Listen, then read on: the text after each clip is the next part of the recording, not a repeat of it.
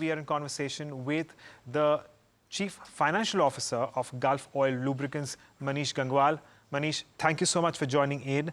Well, I want to start by asking about the company making significant acquisitions in the EV-related businesses, and I want your view and your way forward as to how things could potentially pan out for the business is in this area specifically. Yeah, good morning. Thanks for having me on your show. Basically, as a lubricant company, we are primarily a lubricant company, and we have been, servicing our entire range of automotive and industrial lubricants for last many decades in India. But EVs started becoming sort of talk of the town, and more people will be looking at EV as an option going forward.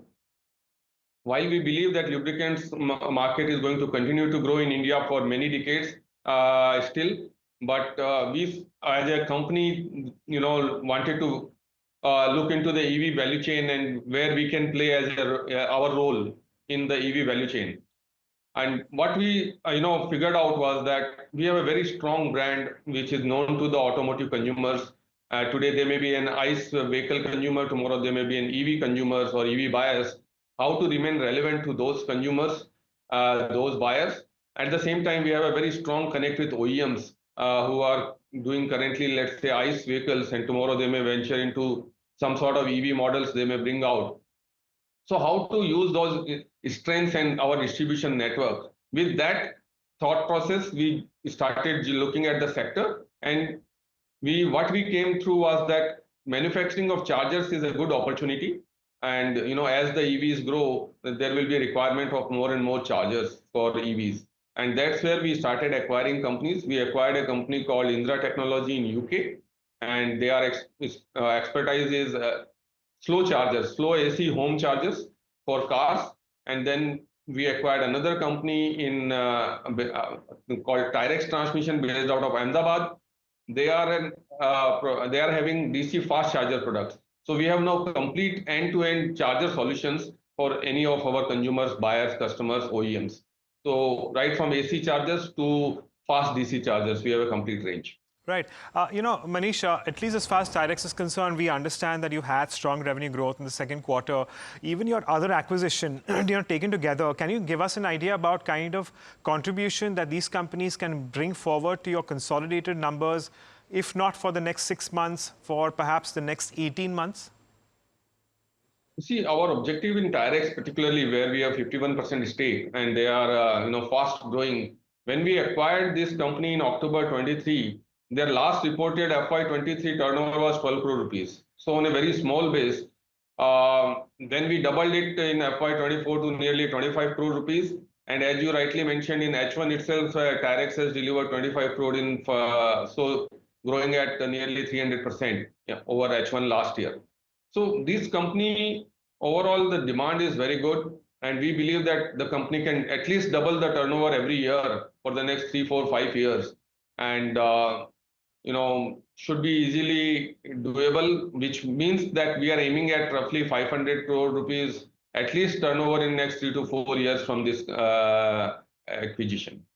And when it comes to profitability for both these companies, Manish, what's the way forward? When can we expect them to be in the black?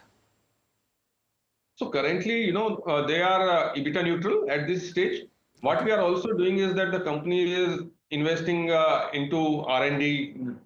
Company is investing into a lot of service network required for servicing those chargers and installations and all those capacities, plus strengthening the manpower. We are expanding the capacity of the plant now. So there is a lot of investment which will be there in these building the company into a very, very formidable company, a very strong player in the market. But we believe that once we reach a size and turnover scale, the company should be able to deliver at least 12 to 15% EBITDA margins, which is what the lubricant business is doing. So it will not be a margin dilutive business on the consolidated basis for the company. Well, moving on, let's talk about your core business. And, at the moment, what can you tell us about growth expectations going forward? Keeping in mind how your first half of this financial year has been for you, what can we expect in the second half? So we had a very good first half, I can say. Growing our revenues nearly around 8%, growing our EBITDA by 15% and PAT by 20% plus. So we had a very good H1. Um, Typically, the lubricant season starts in from October onwards. So H2 is usually better than H1, as that's the past trend suggests.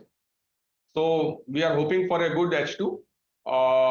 Also, I would like to add that some of our segments like factory fill business, where commercial vehicle is our primary segment for factory fill, they have not been doing lifting that much from OEM perspective. As we know, commercial vehicle production has slightly gone down. So if we foresee that commercial vehicle will also be now lifting more and H2 will be better for them, that should also add up. So overall, we are looking for a good H2 and while delivering an excellent H1, I would say. All right. What I also want to talk about specifically about AdBlue, and in this case, if you can give us an idea about the kind of traction that you're witnessing here, the kind of market share that this particular product has right now, and what can you tell us about the outlook here? So AdBlue as a category, as you know, is mandatory now for all BS6 vehicles, diesel vehicles, and it's been rapidly expanding in terms of requirement. We have nearly made our volumes 6 times in last 2 years. So our FY22 volume was around 16,000 KL, and then we did 78,000 KL in FY23 and nearly 128,000 KL in FY24. So we have nearly grown more than 6 times in last 2 years. So that is a massive, I would say, expansion. But and obviously, as you mentioned, we have close to 25% market share here. But we believe that this category will continue to grow now. Double-digit 15-20% growth annually is what we are expecting in this category.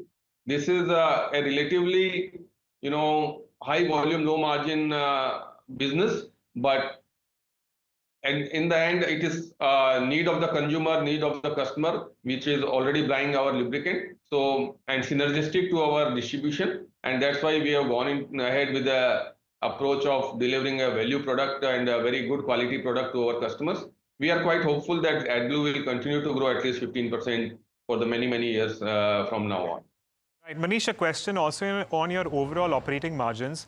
Now, we've seen some amount of volatility in your key inputs.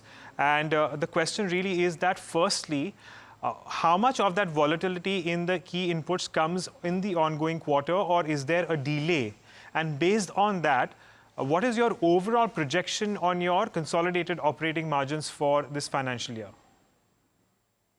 So we have been guiding a band of 12 to 14% EBITDA margin.